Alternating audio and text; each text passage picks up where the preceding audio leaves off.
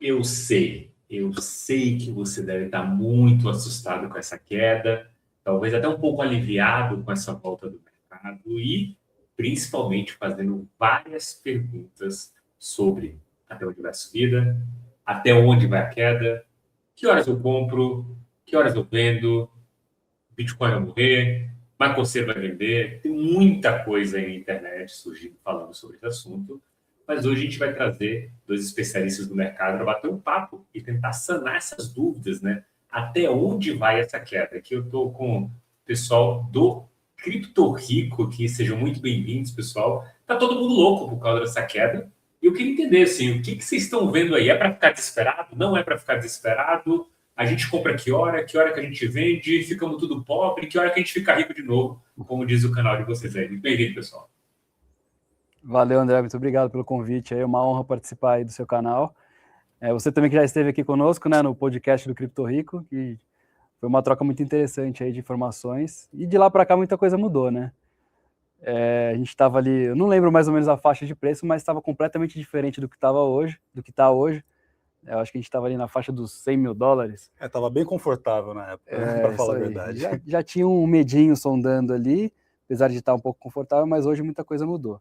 Então, como o André apresentou aí, eu sou o Rafa, do Cripto Rico, a gente está nesse mercado desde 2016, 2017, já surfamos por um ciclo como esse, né? Então, por mais que a gente tenha noção da direção que ele está indo, né, e do momento que a gente está, o medo bate de qualquer forma, né? Porque a gente tem um portfólio aí ainda, a gente não está completamente fora do mercado, então ver a carteira ali derretendo é um mix de sensações, né? Então a gente vê ali um medo por um certo lado de ver o portfólio derretendo e uma tranquilidade de outro de já estar preparado para chegar nesse momento e ter caixa ali para fazer novas compras.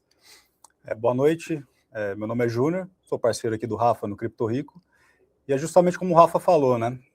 Não é legal a gente entrar na nossa wallet e ver o saldo sendo cortado pela metade, por exemplo, em dólar. Mas quem fez o trabalho bem feito no ciclo de alta e colheu resultados, né? Fez o plano de retirada, né? Fez um caixa interessante.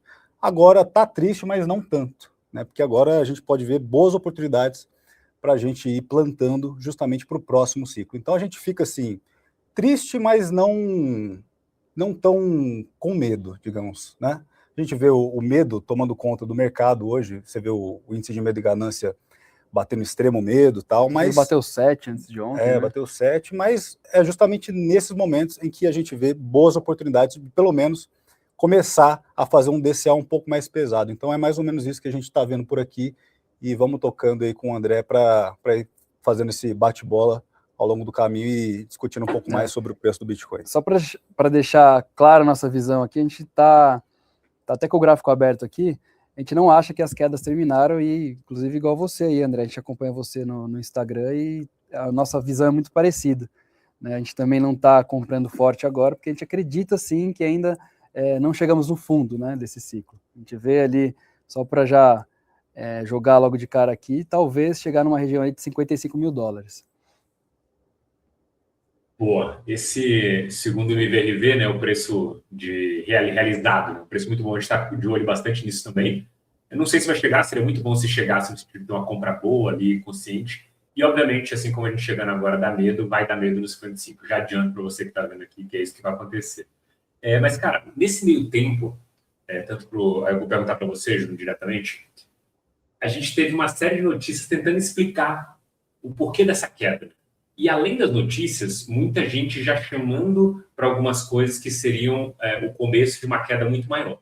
Uma das narrativas que a gente ouviu em vários ciclos é o tal do espiral da morte. E dessa vez, ele foi encabeçado pelo Michael Burry, que, para quem não conhece, que está ouvindo a gente, é o principal personagem da crise de 2008, né, que atende ali pelo o Twitter chamado Cassandra.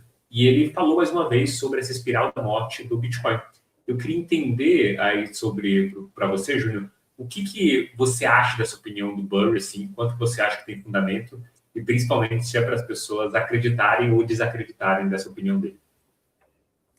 Assim, quem sou eu para discordar do Burry, que acertou lá em 2018 uma caçapada monstra, né? Fez muita grana em 2008. Mas de lá para cá ele vem falando muita coisa sobre diversas coisas, inclusive sobre Bitcoin e cripto, e basicamente não acertou em nenhuma delas, né? Então acho que essa é mais uma falácia que ele vem cuspindo ali no X. Não acredito que o Bitcoin entre numa espiral da morte. A gente está numa correção de ciclo de baixa normal, como a gente viu 3, 4 vezes aí ao longo dos últimos ciclos, e acho que faz parte do curso natural da evolução do próprio Bitcoin. A gente teve narrativas como ETFs e as tesourarias de Bitcoin como o driver principal para esse ciclo de alta, e chegamos a um preço de topo, basicamente isso. Fizemos ali o nosso topo de 126k e entramos no momento corretivo, normal. Eu acho que não tem nada de espiral da morte, acho que isso faz parte do jogo e é só mais um período de baixa que a gente vai passar aí por aí. Até no máximo, final do ano, a gente consegue encontrar esse preço mínimo de mercado para depois deslanchar mais uma vez, nem que for para fazer uma consolidação ali nesse momento, depois que a gente encontrar um período de baixa, a mínima do mercado, e depois a gente encontra aí novas narrativas para voltar para o jogo. Eu acredito, pelo menos, nisso. Não acho que o Michael Burry está certo nessa, e acho que a gente está basicamente só começando. A gente está cedo ainda no Bitcoin, para falar a verdade. Boa. Rafa, do ponto de vista gráfico, assim, tem muita coisa que a gente viu falando nessa queda. Então, vamos pegar aqui naquela última conversa que a gente estava perto do 100, a gente recuou, tinha uma média ali que era a média de 50 semanas, que, em teoria, era o sinal de que nunca falhou, a gente sempre tem sinais que nunca falharam para o bear market. Agora a gente tem a média de 200 períodos e já se falando sobre uma média dos últimos 100 meses ali, que como se fosse a região de compra, né? Então, abaixo ali você seria, óbvio, a gente está falando de gráfico. Entender graficamente para você quais que são os pontos ali que o investidor tem que ficar de olho, e se tem algum ponto para você que não vamos dizer impossível, que senão o mercado vem e dá um tapa na nossa mão, na nossa cara, vamos dizer assim, que é pouquíssimo provável do Bitcoin chegar. Assim. Quais são os seus alvos aqui a partir desse momento com o Bitcoin a $70 mil? Vamos lá, vamos do pior para o melhor, então. Eu acho que, assim, pouquíssimo provável, mas que tem muita gente plantando FUD aí, principalmente no X, né? É a zona ali dos 30, 35 mil. Que a gente, pegando figura gráfica, a gente tem um megafone ali, só que aí é uma figura que forma já desde 2018, né? E chegando na base desse megafone, a gente chega aí justamente na casa dos 35. Melhorando um pouco, a gente tem uma região de liquidez ali, que é uma zona dos caixinhos dourados, né, Júnior? Que está na faixa ali dos 50, 55 mil, que a gente pega justamente também uma região de bloco de ordem bem forte ali, lá de trás, e aí casa justamente com um fractal lá do topo de 2022. Né? A gente replica esse fractal para cá, a gente fala que a história não se repete, né, mas ela rima e muito bem rimado. E se replica para cá, o fundo desse fractal dá justamente aí nessa região. E aí, uma visão mais otimista seria justamente essa média de 200 semanas, né? Essa média móvel de 200 semanas, que é justamente no preço que a gente está. Então, a gente está ali, a gente violou ela, teve um período que ficou mais para baixo, ali entre os 70 e os 60 mil dólares, e agora voltou para essa região, né? Então, se você pegar no gráfico, a gente está basicamente ali testando ela, né? E navegando em cima dela. Um pouquinho para baixo, um pouquinho para cima, e ela é móvel, né? Como o próprio nome já diz. Então, não dá para cravar um preço exato, mas seria a região mais otimista aí, de já termos encontrado o fundo e agora voltar a subir, né? Uma coisa que não me anima muito, já entrando em análise mais on-chain, é a questão dos long-term holders não estarem muito otimistas, né, com essa faixa de preço. Então, como você mesmo já falou aí, que eu já vi recentemente respondendo algumas caixinhas, o pessoal não está comprando, né? Os detentores de longo prazo de Bitcoin não estão comprando muito nessa faixa. Tiver a linha ali tendo uma leve ascendência, mas nada muito significativo ainda. Então, a minha leitura é essa, esses 3 pontos aí, pessimista extremo, 30, 35, mediano, 50, 55, que é o que eu acredito onde vai chegar, e otimista, segurar nessa zona aqui de 65, 70 para voltar a subir. Boa, maravilha. Júnior, agora para você, que é um cara mais mini-coinzeiro aí, de procurar essas gemas, as coisas ali, que é aquele negócio que, vez ou outra, a gente não consegue explicar nem para nossa mãe, e vez ou outra a gente não explica nem por que a gente está comprando, mas a gente está lá comprando. No contexto que a gente viveu no mercado desse ciclo, até presidente dos Estados Unidos fez unicoin. A gente teve um frenesi gigantesco, a família Trump abraçou a tecnologia cripto, abraçou os degenerados e criou uma série de iniciativas dentro desse mercado. Depois que a água baixou, obviamente, as primeiras e talvez as grandes ativos que perderam valor foram esses que não têm tanto fundamento. Eu queria pegar a tua visão sobre esse atual momento de mercado. Você acha que é uma coisa que o mercado cripto ele vai deixar para trás? Isso vai voltar com tudo em algum momento? Quais que são teus pensamentos sobre essa questão das mini coins dentro do mercado cripto? Com certeza eu acho que volta, porque é inerente da comunidade cripto ter isso junto dela, né? A comunidade cripto adora apostar, seja através de alavancagem ou seja através de meme coin, né? São só tipos de apostas diferentes, né? Agora está até entrando a questão dos mercados de predição, né? Junto com a Hyperliquid mesmo, que está lançando mercados de predição dentro da plataforma dela. Então acho que isso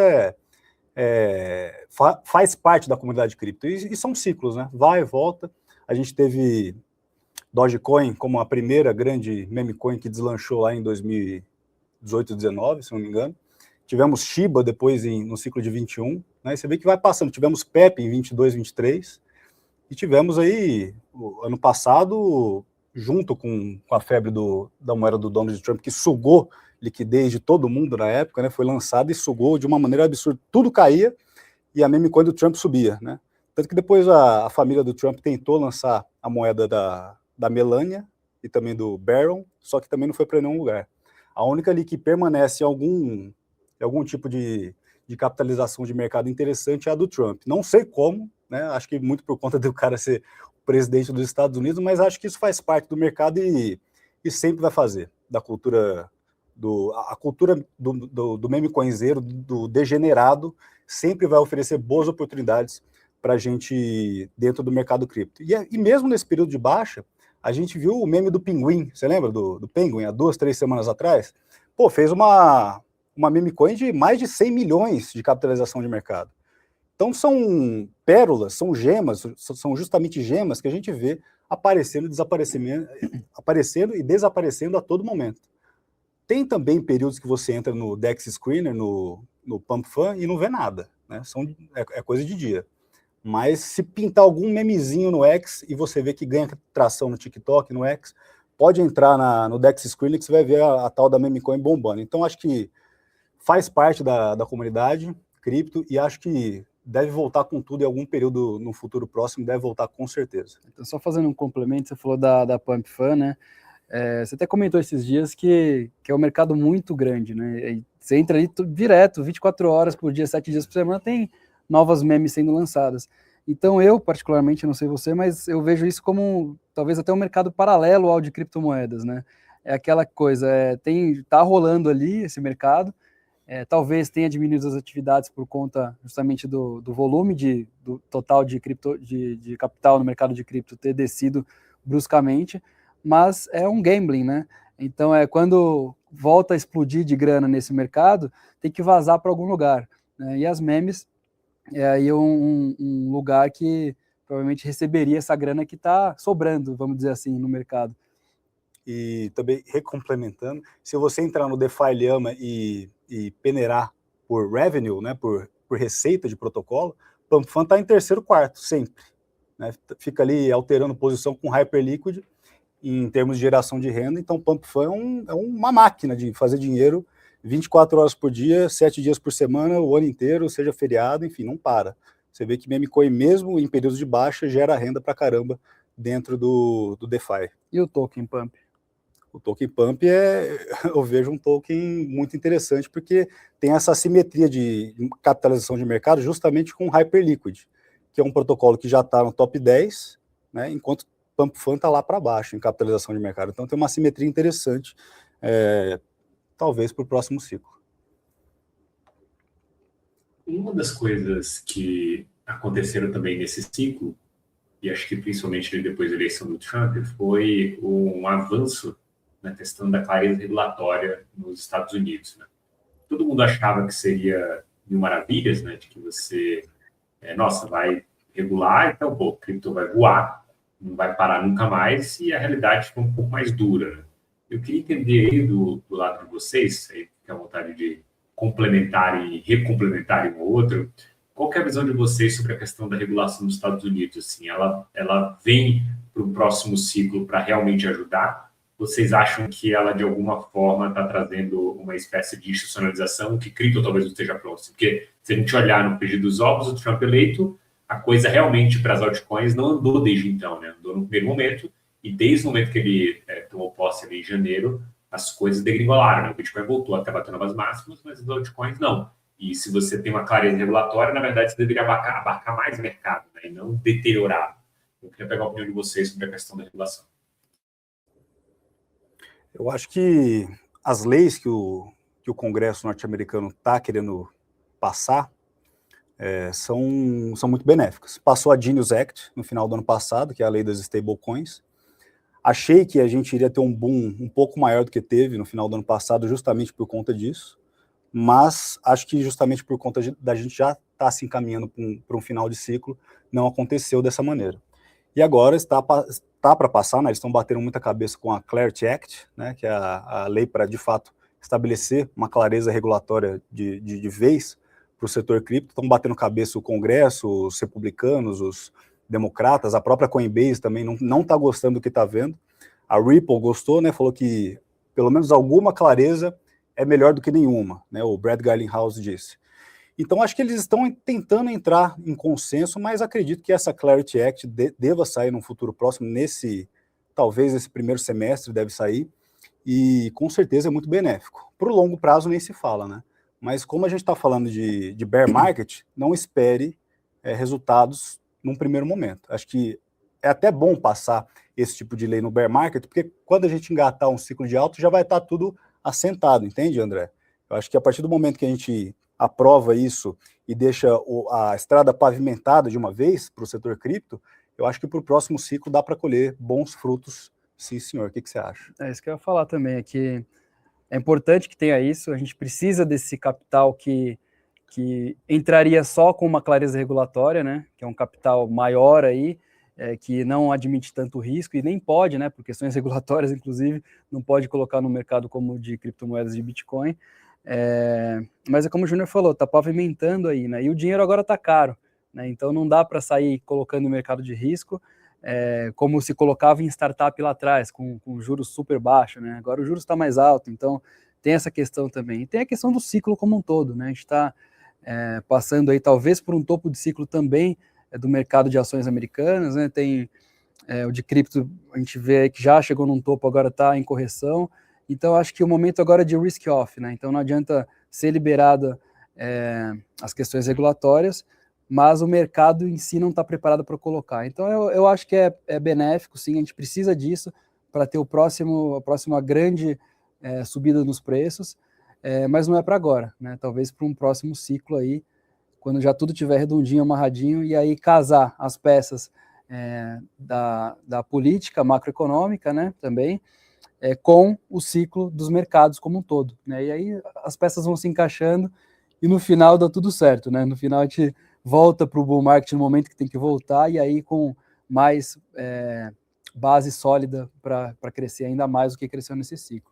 E o lance das altcoins não terem subido de uma maneira explosiva é simplesmente pelo fato de que não tem dinheiro suficiente, né? São muitas altcoins, muitos projetos. Pulverizado, né? E realmente não tem dinheiro suficiente para fazer subir como fez, subir em 17, 18 e 21, 22. Simplesmente é falta de capital. Tem muita coisa no mercado, são milhões e milhões de moedas, muito impulsionado pela própria PumpFun e esses launchpads de meme coins, né? Que a cada momento lançam meme coins com 20, 30 mil dólares de capitalização de mercado. Você faz isso vezes milhões, você vê que no final das contas não tem dinheiro para todo mundo, né? E aí esses lobos solitários como o Hyperliquid se dão bem por quê? Porque oferecem estrutura e resoluções de problemas dentro da blockchain, né? Oferece uma estrutura do caramba para a galera alavancar e criar mercados de contratos futuros e estão aí colhendo frutos aí no top 10 de capitalização de mercado. Então acho que esse negócio de altcoin também, out-season, não vai ser assim, né? Não vai ser assim que vai estourar tudo de uma vez. Acho que vão ser setores, primeiro setores, narrativa, setores, e depois projetos pontuais com base em qualidade de projeto, de tokenomics, de time e tudo que a gente tem que analisar. Olha, a gente está você falou, estamos no bear market, e talvez a pergunta que o investidor mais se faça são esses momentos de compra. Diz que não está em bear market. Não estamos? Não, tem gente que ainda diz que não estamos em bear market. Tem gente que ainda diz que não. É que tem que ficar um ano, né? Um ano. Bom, seguindo a cartilha ali. Depois que passa tudo, entendi. Que depois que passa tudo, eles falam, não, você dá um nome, né? Igual, sei lá, período na história, que foi a Idade Moderna, contemporânea. Talvez seja isso, beleza. Segunda Guerra, exatamente. Você compreende esse espaço, que é a grande pandemia do Covid, né? E aí você delimita ali. Mas sobre esse negócio do bear market, a pergunta, talvez vamos dar outro nome aqui nessa queda, para o investidor, é o momento que ele compra. E aqui a gente já falou de preço, né? O Rafa tocou para a gente os pontos ali que ele acha interessante, que ele está vendo como otimista e pessimista.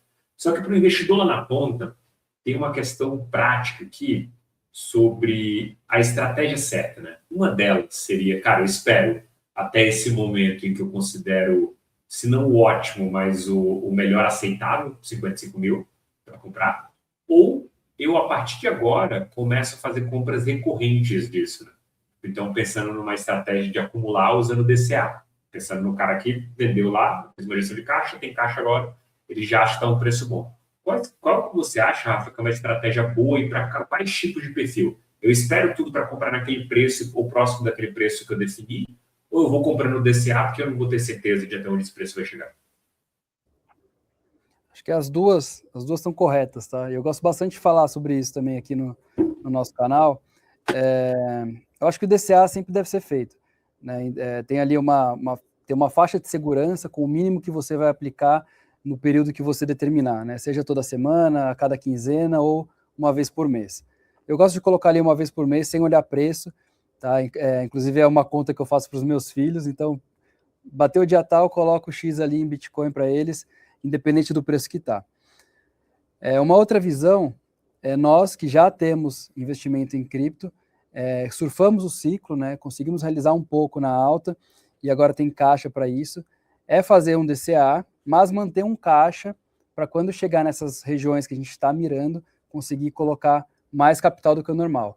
Então a estratégia que a gente está utilizando aqui é justamente essa, mantendo o DCA, chegou na região que a gente queria chegar, na média móvel de 200 semanas ali, 74 a 65 mil dólares, já aumentamos um pouco mais a mão, e aí quando chegar, e se chegar, né, na região dos 55 ali, aí entrar mais pesado mesmo.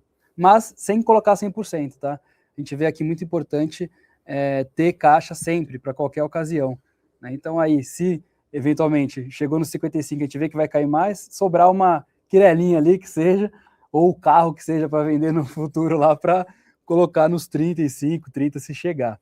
Tá? Mas eu acho que para mim a principal estratégia para você conseguir sobreviver e não ficar bitolado em gráfico, né? Mesmo porque a grande maioria dos investidores em cripto não fica além do gráfico todo dia, igual a gente faz aqui, né? O cara trabalha, tem outro emprego, vez ou outra acompanha o mercado ali, que tem que acompanhar, se o dinheiro dele está ali, mas para ele fugir dessa ansiedade e dessa insônia, o DCA é a melhor estratégia, né? Então, comprar independente do preço e aí acompanhar eventualmente o momento do ciclo que a gente está, né? Se está num ciclo de muita euforia, e para isso até o indicador mais comum de todos é o Fear and Greed Index, né? Se o cara vê ele que está em euforia extrema, dá uma segurada, né? Mantenha o DCA, mas não queira enfiar a mão, ir na emoção do mercado, está todo mundo comprando, vai ao contrário disso, né? E o contrário também é verdade. Se está no meio do extremo como está agora, se puder colocar um pouquinho mais, vale a pena.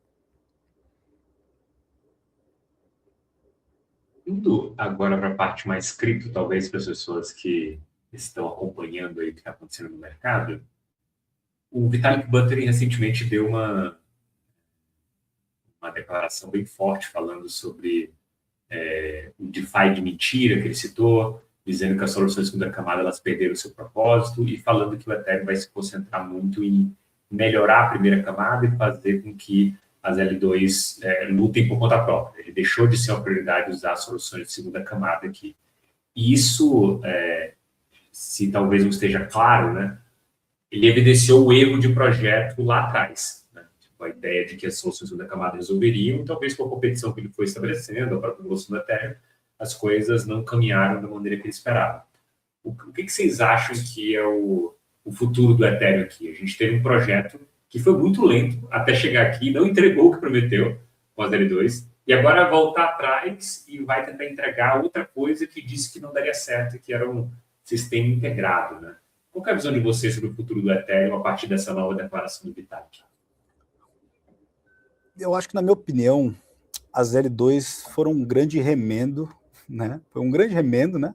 Na rede da Ethereum, justamente para tapar o buraco enquanto a Ethereum não fazia o que tinha que ter feito. E agora o Vitalik parece que vai fazer o que tem que ser feito, né? Tá até vendendo o Ether a rodo agora, né? Para, acho que justamente investir nos assuntos que a Ethereum Foundation quer investir. Então acho que ele está dando prioridade para a coisa certa agora. Demorou um pouco, mas acho que bateu um pouco na bunda, digamos assim, do Vitalik. Acho que ele agora tomou o rumo certo. E na minha opinião, as L2 tiveram a sua função, mas concordo em gênero, número e grau com o Vitalik. Acho que não faz mais sentido, até porque cada vez mais a Ethereum está ficando mais barata e mais rápida, né, com as atualizações que vão sendo feitas. E acho que o futuro da Ethereum é justamente ser alguma coisa independente das L2. Acho que realmente cada vez faz menos sentido ter L2 no mercado. Óbvio que a gente vê Arbitrum com taxas muito atrativas para você montar pool, por exemplo, é muito rápido e barato de você montar pool. A Base também, que é a L2 da Coinbase, que é a maior corretora, uma das maiores corretoras do mundo, acho que é a maior lá dos Estados Unidos, né? São coisas que a gente não pode ignorar, mas que ao passo que a Ethereum vai ganhando mais corpo e vai evoluindo naquilo que ela tem que evoluir no trilema da blockchain, acho que vai ficando meio que inevitável você independer de L2, e acho que o Vitalik tem total razão nessa declaração que ele deu. É que tem muita coisa que também vem para corrigir, vem como solução para problema que nem é problema, né, no fundo. Então a gente vê diversas redes aí, ao meu ver, mais poluindo a engrenagem do sistema aí do que de fato entregando uma solução. Tem rede aí que eu nem sei o que é. Eu entrei para ver lá, baixei uma wallet nova, cheio de rede que eu não tenho nem noção do que é. E aí cada uma se propõe a fazer alguma coisa que, na verdade, você vai olhar a fundo, não precisa, né? Criar dificuldade para vender facilidade na blockchain, que acho que acaba sendo desnecessário, acaba só para você criar um token para sua rede, para você fazer um airdrop, para você criar um ecossistema. E aí você acaba criando mais confusão para uma pessoa que, para um leigo, talvez, que queira investir em cripto, criando passos ainda mais complicados, e aí você deixa cada vez mais distante da pessoa comum investir em cripto, utilizando um exemplo como esse das L2. Que vai entrar naquela questão do winners takes all, né? Os vencedores ali vão levar todo o mercado. Talvez sobrevivam as menores também ali, mas com um volume muito menor de transação. Mas como o Júnior falou aí, essas maiores aí, eu acredito que permaneçam caminhando lado a lado da Ethereum também. Deve sobreviver, umas 3, 4, vai. A Base, que é da Coinbase. A Binance Chain também. Porque aí tem as questões internas ali. Muito provavelmente a Base, se bobear, eles acabam criando uma blockchain própria. Eles estão para lançar o token próprio, eu não sei se eles vão ficar muito refém da Ethereum no futuro, não. Ainda mais depois dessa declaração do Vitalik. Eles devem estar começando a se mexer no sentido de, vamos criar a nossa própria aqui, independer da Ethereum, porque o cara não quer mais falar com a gente. Acho que é mais ou menos isso que... Como Layer 1, você disse? Vai saber. Os caras estão lançando token, daqui a pouco é um 2 para ele. Eles já têm toda a infraestrutura para pensar numa blockchain, mas também seria outra Layer 1, né? Enfim, é papo para outra. Que ali talvez, para mim, ali o dilema é baixo, eu acho, né? O cara tem muita atração, tem de onde buscar cliente, já tem usuário, de fato, né? Talvez é muito mais falar, beleza, eu sou tão grande, não vou fazer um movimento errado, mas qual o movimento mais certo que eu faço? Eu continuo L2 e uso o Ether como gas, ou eu lanço meu token e já mudo para o blockchain, e para ver se, obviamente, as pessoas estão gastando. Porque, para mim, por exemplo, usar Base, era muito mais a facilidade da transação ser rápida, e eu consegui comprar as coisas que eu queria comprar. Na época, eu falava, eu vou comprar o CBBTC deles aqui. Então, depende qual é o público-alvo ali, quem está usando. Né? Acho que os caras têm dados suficientes para lidar um pouco com isso. Para falar, vamos jogar as claras. O Brian Armstrong e a Coinbase só não lançaram um token antes porque a SEC estava indo atrás de todo mundo lá nos Estados Unidos. Essa que é a verdade. Estamos testando a Layer 2, estamos lançando a Layer 2. Aí o escambau, o carequinha lá não lançou o token muito por conta do Gary Gensler indo atrás de geral lá, da Kraken, da Ripple, e todo mundo lá na gestão Biden. Então acho que daqui para frente fica muito mais fácil, ainda mais do próprio Trump, como você falou, ter lançado uma meme coin, crime season, né, meu? Pô, aí qualquer um pode fazer qualquer coisa. Por que a Coinbase não pode lançar uma rede própria? Já está lançando token próprio, só tocar para frente. E nesse negócio de corretora, acho que recente agora a gente teve o caso da BitHub, né? Que airdropou ali 40 bilhões de dólares para os clientes em uma confusão, um airdrop surpresa. Ela recuperou quase tudo, né? Mais de 99% do saldo está recuperado por eles. Mas isso acende, pelo menos para mim, uma perspectiva de, cara, não é possível. Eles deram a capacidade de alguém executar isso dentro de uma exchange desse tamanho e dá a sensação de que, tipo, cara, parece que são dois moleques lá tocando ideia, tocando negócio, e, tipo, não tem ninguém responsável nesse mercado aqui. Isso lembra muito como era tocado, por exemplo, o FTX, assim. Queria pegar a opinião de vocês sobre isso, assim, não do fato em si, mas, pô, da pergunta geral, assim, ainda somos um mercado extremamente amador, em sua maioria amador? Quer falar? Cara, você pode complementar aí, mas no geral eu acho que não. Eu acho que essa fase de amadorismo já passou, né? Já ficou para trás. Óbvio que ainda tem, mas os principais players aí já estão num outro jogo que está muito longe de ser amador, né? Inclusive a Coinbase lá com o setor institucional e tudo mais, pavimentando aí o mercado para atender todo tipo de cliente, né? Seja institucional, seja grandes empresas, até de tesouraria, até corretoras de criptomoedas, né? No geral. E então acho que não, acho que está bem longe do amadorismo já, né? Pegando esses principais players aí. A gente é um mercado novo relativamente, né? Tem aí 17, 18 anos, mais ou menos. Só que é como o Rafa falou, acho que é amador, não. Tem alguns players que são amadores, sim, mas em sua maioria, quem está dos grandes, né? Quem está instalado já há algum tempo, acho que sabe como o jogo tem que ser jogado, principalmente se quiser fazer parcerias com o TradFi. Então acho que esses caras não vão pisar na bola, não. Acho que foi um erro pontual esse da Bitstamp, foi crasso, foi absurdo, e realmente eu não sei de onde vieram esses 620 mil bitcoins. Eles tinham 620 mil bitcoins? Meu Deus do céu. Ou é paper Bitcoin? Precisa saber isso aí também. Ou eles criaram Bitcoin. Porra, isso aí é meio absurdo, né? 40 bilhões de dólares que a galera era para receber, né? E receberam 2 mil bitcoins cada dos vencedores da promoção que teve lá. E aí o cara recebe 2 mil bitcoins na carteira e faz o quê? Pô, vender, né? Bilionário, tô bilionário. Aí vendeu uma cacetada, vendeu. E aí foram atrás, como o André falou, foram atrás, já recuperaram, mas, né? E também acende aquele alerta, né? Se a corretora pode fazer isso, se liga que se as chaves não são suas, as criptos muito menos. Então, é mais um alerta.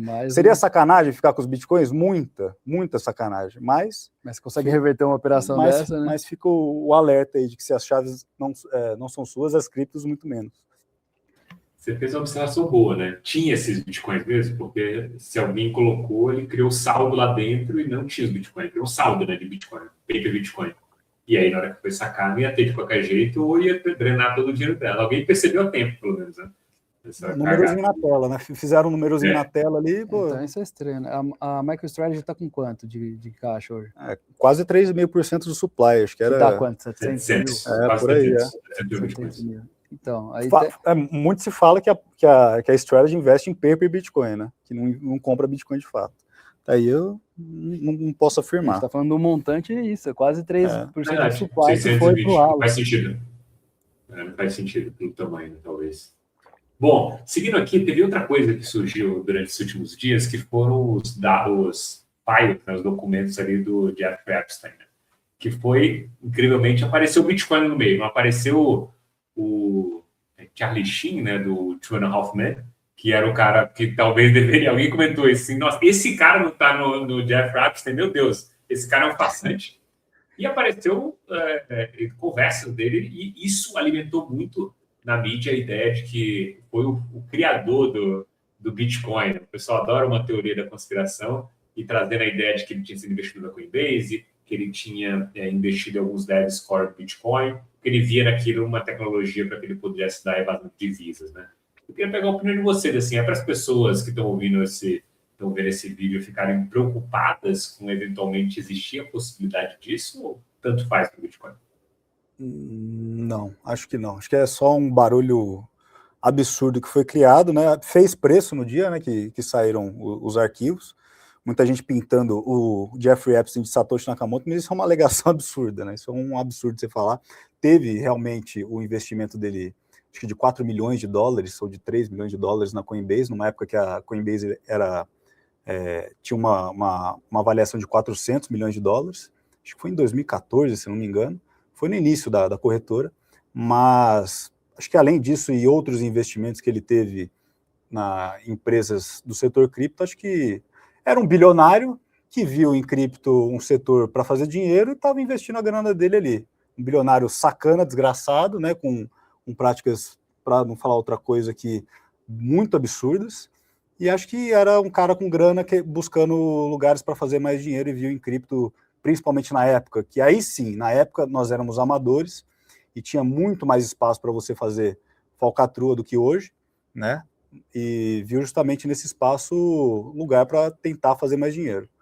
Tinha também, acho que, alguma questão de alguns e-mails que ele trocou disse que teve contato com fundadores do Bitcoin, né, que aí sim tentou-se fazer uma ponte com Satoshi Nakamoto, mas os fundadores do Bitcoin, a gente sabe que não foi só Satoshi. Satoshi criou o Bitcoin, os fundadores, os devs do Bitcoin, eram o grupo que estava no entorno do Bitcoin que ajudou a desenvolver o Bitcoin. Então ele deve ter entrado em contato com esses caras para discutir alguma outra coisa ali sobre projetos futuros, mas Satoshi Nakamoto já está brincando comigo. Não, mas ele deve ter, até por curiosidade, por ser também um acadêmico, né? Era um cara muito inteligente, acabou usando a inteligência para o lado errado, mas não podemos negar que tinha uma inteligência acima do comum, né? E eu acredito que seja por esse motivo os contatos aí de até fazer essa troca, né? De estudos, vamos dizer assim, para ver o que estava acontecendo ali, o que estaria sendo criado, né? E como o Júnior falou, viu uma oportunidade talvez de fazer uma aposta ali numa startup, vamos dizer assim, né, para quem sabe lá na frente puder escolher bons frutos e aumentar seu patrimônio bilionário aí. É um desgraçado, Jeffrey Epstein. Nossa Senhora. Meu Deus do céu. Que cara... obviamente, né, que a maioria está redacted, né, está censurado, mas as imagens que a gente vê, mesmo censuradas, dá nojo, dá ânsia que a gente vê no X. É um absurdo. E é chato, mesmo ter ele relacionado superficialmente com o setor cripto, é chato a gente ver esse tipo de relação. Não é legal, realmente não é legal, mas a gente tem que tocar para frente e pensar que esse cara não teve nada a ver com Bitcoin e com cripto, além desses investimentos pontuais em empresas do setor.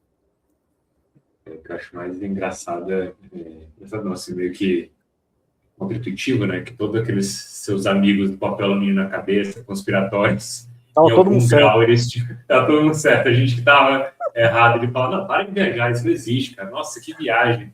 E tem alguma conexão com a realidade. Isso é a parte dura, né? E aí você fica pensando que outras coisas que eu não sei desse mundo que acontecem e daqui a 10, 20 anos eu vou descobrir, né? Você viu que o logo o logo da Nickelodeon tem o formato da ilha do Jeffrey Epstein? As coisas. Os caras vão colocando o logo. Cada coisa também que você vai... É coisa de filme, né? Roteiro de filme que você vê e fala. O que o André falou, cara, é coisa que a gente não imagina que pode existir e está acontecendo aí, que talvez a gente descubra mais para frente. Filme de terror. Dos ruins.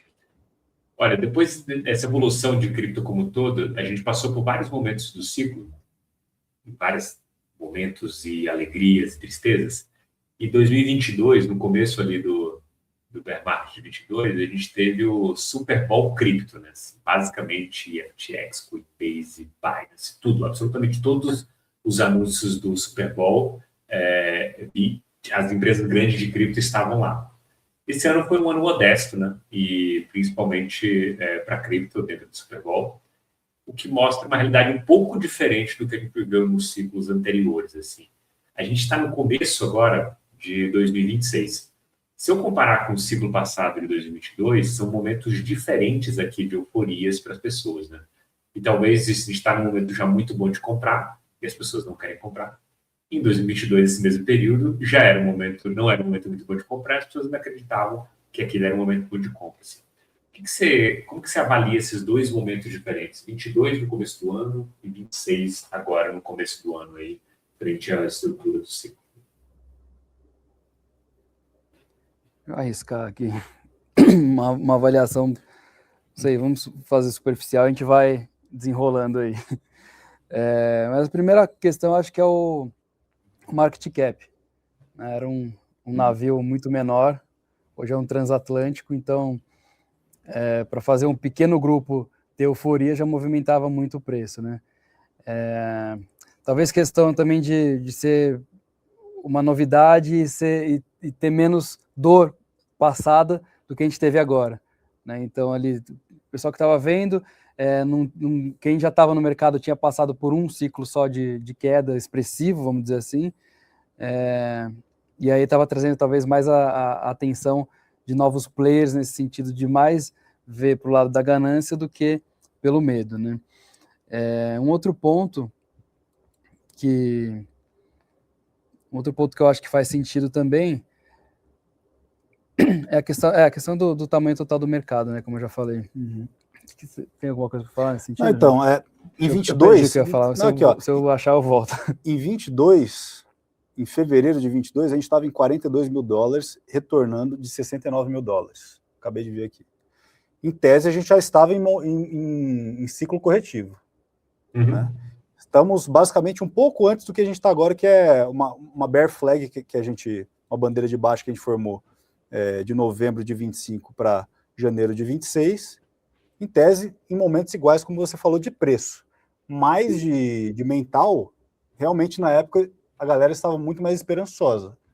Mas justamente eu vejo hoje um pessoal ainda esperançoso. Isso que me dá mais confiança de que a gente não encontrou o fundo do mercado. Eu vejo ainda esperança nas redes sociais, eu vejo galera falando em out-season ainda, que o MACD mensal cruzou para cima do Total 3, cruzou para cima. Eu acho isso um absurdo, né? Você falar em out-season com esse tipo de correção que a gente está tendo agora. Demos um mergulho breve abaixo da all-time high anterior do Bitcoin de 69 mil dólares, estamos hoje brigando com ela, em 70 mil dólares. Mas eu ainda acredito que, mesmo a gente não vendo tantos anúncios no Super Bowl de ontem com cripto, né? A gente viu só da Coinbase, se não me engano, fez aquela bola também muito mal feita, só uma tela azul parecia, né? Pô, acho que acabou o budget da Coinbase, acho que colocaram só uma tela azul e um escrito lá e toca para frente. Em contrapartida, em 22, tivemos Gisele Bündchen fazendo FTX, tivemos uma cacetada de gente comprando Bored Apes, tivemos quem foi? O Sam Bankman-Fried na capa da Time, né? Desse ciclo foi o Saylor, que foi a capa da Time, que também casou quase com o pico do mercado. A característica de topo, né? O Saylor na capa da Time marcou basicamente o topo do mercado. Então, acho que mesmo a gente estarmos em momentos diferentes de preço, eu acho que ainda há esperança no mercado, eu ainda consigo ver esperança mesmo com níveis de Fear and Greed, por exemplo, em medo extremo. Acho que isso reflete mais a cabeça de quem já viveu o ciclo passado do que os newcomers. Eu acho que esses newcomers ainda resta um pouquinho de esperança, né, de que possa ter uma recuperação em V, por exemplo. E justamente esse tipo de esperança me dá esperança de que a gente não encontrou o fundo do mercado e a gente pode encontrar... 55 é um número que aparece bastante aqui pra gente, para falar a verdade. E óbvio que a gente não pode jogar fora esse range de 40 a 45, porque é uma coisa que está logo ali, né? São 10% de diferença. Mas o que eu ia falar é o seguinte, também tem a questão macroeconômica e política, né? E tensões geopolíticas também ao redor do mundo. Acho que isso é bem diferente do que aconteceu lá em 2022. O mundo estava em outro momento, né? A gente tinha recém passado ali por uma boa recuperação do Covid na época, então o sentimento do mercado e do mundo como um todo estava diferente do que está hoje, né? A gente vem arrastando aí tensão de guerra, desde a Rússia com a Ucrânia, né? Agora hoje, inclusive, um alerta a mais aí dos Estados Unidos com os petroleiros ali no Estreito de Hormuz, para ficar ligado que pode ser que role alguma intervenção militar ali, né? A questão aqui também na América do Sul. Então, acho que o mundo inteiro está nessa tensão mesmo, aí pelos assuntos geopolíticos, né? Que acaba arrastando aí para o sentimento de mercado também. Então, essa eu acho que é a principal diferença aí desse ciclo para o ciclo passado. Pessoal, a gente está chegando no final, mas eu tenho mais um último bloco. Eu vou fazer 2 blocos diferentes aqui. O primeiro são dois mesma coisa, tá? Mas eu trouxe perguntas diferentes aqui. Vocês vão ter que escolher em conjunto isso ou aquilo. Eu vou dar 2 opções e vocês me dizem uma delas aqui. Se quiserem justificar, podem ficar à vontade. Se não, fiquem tranquilo também, tá bom? Vou começar aqui do meu lado. Primeira pergunta: Bitcoin ou Ethereum? Bitcoin. Ó, não, eu tô treinado, hein? Bitcoin é Bitcoin. Segunda, inverno cripto ou promoção do século? Promoção do século. Acho que tá muito cedo para falar de inverno. Né? Comprar agora ou esperar cair mais? Esperar cair mais. Comprando aos poucos, se puder ter um meio termo aí. DeFi ou CeFi? DeFi. Stablecoins ou ouro digital? Stablecoin. Proposta diferente. Regulação pesada ou Mercado Livre? Cara, difícil essa, hein? Entre as duas, Mercado Livre. Uhum. Entre as duas, o ideal seria uma regulação justa. Para escolher uma das duas, eu fico com regulação pesada. Acho que é daí que tem a grana. Fato. Faz sentido. Eu talvez mudaria minha opinião, mas continuo com o Mercado Livre. Não me tocou essa justificativa. Pergunta 7. NFTs voltam ou NFTs morreram? Eu tava querendo hoje comprar um Bored Ape. Morreram. Olha só. Eu tava querendo hoje. Eu abri o OpenSea e falei, caraca, tá 6 Ether. 2 horas atrás. Tá 6 Ether. O PodPenguin está 4. Cara, será que eu compro? Puta que pariu. Me veio uma coisinha na cabeça assim, o Rafa falou, compra, ué. Isso aí é intuição, né? 10 anos de mercado, compra logo. Eu acho que ainda volta, cara. Eu não sei porque, eu acho que ainda volta. Óbvio que a maioria não, né? A maioria é lixo, mas acho que tem a sua utilidade, na minha opinião, né? Acho que na minha esperança, eu acho que ainda volta. Você acha que volta? Acho que não. Não, acho que não. Nem em 2021 ele gostava. Nem em 2021 ele gostava, eu acho que volta. 8. Alt-season em 2026 ou dominância do Bitcoin?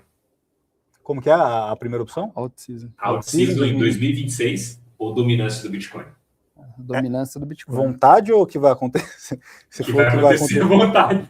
Entendi. Vontade. Dominância do Bitcoin. Dominância do Bitcoin. Entendi. Michael Saylor ou Vitalik Buterin? Vitalik Buterin. Vitalik. Total. Michael Saylor parece um lunático aí que, se ele escorregar, ele pode fazer uma nova... Aí ele pode... Um Black Swan aí para levar o mercado para baixo mais ainda. Ele pode degringolar o inverno cripto. Ele é capaz. Última pergunta desse bloco. Cripto em 10 anos substitui os bancos ou cripto em 10 anos convive com os bancos? Convive com os bancos. Convive. Perfeito. Em plena harmonia, maravilhosa harmonia. Tomara que assim seja. Boa, agora vamos para outra parte aqui. Umas coisas parecidas, mas vocês vão gostar. Primeiro, Saylor é gênio ou Saylor é irresponsável? Caramba. Todo gênio é um pouco irresponsável. Você tem razão. Não tem uma pitada de loucura. Mas se for mais para gênio ou mais para irresponsável? Eu acho que mais irresponsável. É que o gênio a gente só vai falar quando der certo, né? Exatamente. Eu acho que irresponsável também. Acho que mais pelo nível de compra e o tamanho do negócio que ele está na mão, eu acho que tá mais pro irresponsável. Os maxis vão cair de pau em cima de mim, em cima da gente, mas eu acho que é mais irresponsável do que gênio, hoje. Ethereum se recupera ou Ethereum perde relevância? Se recupera. Se recupera. Polymarket ou analistas de Wall Street? Decidiu que você tem que fazer. Polymarket, cara. Inclusive hoje mesmo eu tava ouvindo o rádio e o pessoal pega a opinião dali, né? O que você acha? No Polymarket tem aposta ali que já tá batendo tanto. Então, eu acredito que Polymarket, sim. A voz do povo é a voz de Deus. A voz dos investidores é a voz de Deus. Bitcoin a $150 mil em 2026 ou Bitcoin a $40 mil em 2026? Caramba, 40. É o que o gráfico está mostrando, pelo menos, né? Pergunta doída é essa. Se tiver uma recuperação em V, eu estarei... feliz em estar errado. Feliz em estar errado. Boa. Com muito prazer. IA, inteligência artificial, ajuda cripto ou IA, ela mata cripto? tem matado. Eu acho que cripto ainda não conseguiu extrair de IA o potencial necessário para se aproveitar dela. Ajuda em termos de lançar meme coin, lançar moedinha de projeto, mas até aí eu não consegui ver uma convergência interessante entre os dois. Até hoje está tomando lugar de cripto. Concordo. Não sei, não digo matar, mas ajudar, não sei, acho que não está ajudando, não. Está ajudando a tirar a liquidez de cripto. Sim. Solana ou Ethereum? Ethereum. Comprar na queda ou vender e sair? Vender o quê? Desculpa. Vender e sair? Ou vender e sair. Vender e sair. Comprar na queda, você vende e desiste. Vender na queda, você fala? Não, comprar na queda. Comprar na queda, Comprar pelo na amor de queda. Deus. Hero or zero é o lema aqui. Eu tinha que era um amigo meu que ia casar. Eu falei para ele assim, cara, o que eu faço agora? Para comprar o anel de noivado dele. Aí eu falei assim, cara, pega teu dinheiro e investe em Bitcoin. Ou lua ou rua. Que é isso aí. Lua ou rua, isso aí. Lua ou rua. Ó, brasileirado aqui. Inverno cripto acaba em 2026, o inverno cripto dura até 2027. Acaba. Acho que acaba. Final do ano, outubro aí já. Eu tô com uma leitura meio estranha de que acaba até em maio. Caramba. Devido à violência dos movimentos que a gente está vendo, eu acho que a gente pode ver um ciclo de baixa mais rápido e mais violento. Entendi. Boa. Bom, acho que é isso, pessoal. Bom, pessoal, obrigado aí pro Rafa, Júnior, pelo tempo de vocês. Foi muito bom papo. As redes de vocês deixar aqui nos comentários. Mas queria deixar um recado final para vocês, né? O que as pessoas têm que levar aqui dessa conversa e levar para casa desse 2026 agora, que elas têm que fazer. Tenha paciência, que uma hora vai voltar. E tenha também a ciência de que se você está em cripto hoje, você ainda está cedo. Tem muito caminho pela frente, tem muita evolução para vir, muita coisa para descobrir e muita grana para ser feita ainda. Então tenha paciência que é só uma fase, né? São ciclos, os ciclos vão e vêm, e tudo que sobe cai, e tudo que cai um dia tem que voltar a subir. Então tenha paciência, faz o DCA, que no médio e longo prazo com certeza dá certo. Bitcoin no longo prazo nunca deu errado desde a sua existência. Então é paciência e focar no plano. É isso aí, é o que o Júnior falou. Paciência, não se desespere, porque tem muita gente mesmo que está num prejuízo enorme, né? Que muita gente comprou acima do preço que está hoje, e aí essas pessoas justamente que compraram sem entender, né, que agora estão desesperadas, e você só vai ter prejuízo de fato se você vender aquilo que você comprou caro, né? Então, tenha paciência, segura aí se você puder segurar, que a gente só está passando aí por um mar revolto aí, e daqui a pouco a gente vai ficar numa calmaria e subindo para a lua aí, se Deus quiser. Maravilha. Obrigado, pessoal. Valeu por você ver ao final. Tchau, tchau. Até a próxima. Valeu, até mais. Falou, tchau.